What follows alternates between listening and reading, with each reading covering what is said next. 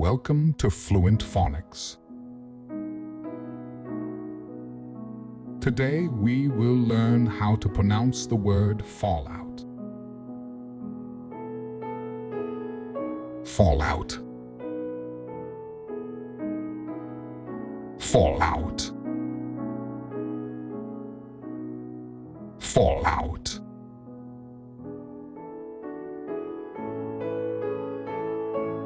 Here's an example of how one might use it in a sentence. After the accident at the nuclear power plant, the town had to deal with the fallout of radiation contamination.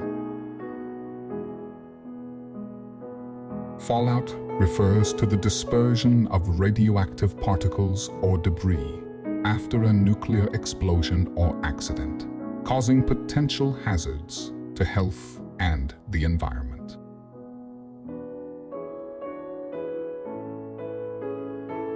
Thank you for your time. If you enjoyed this, please like and subscribe for further content.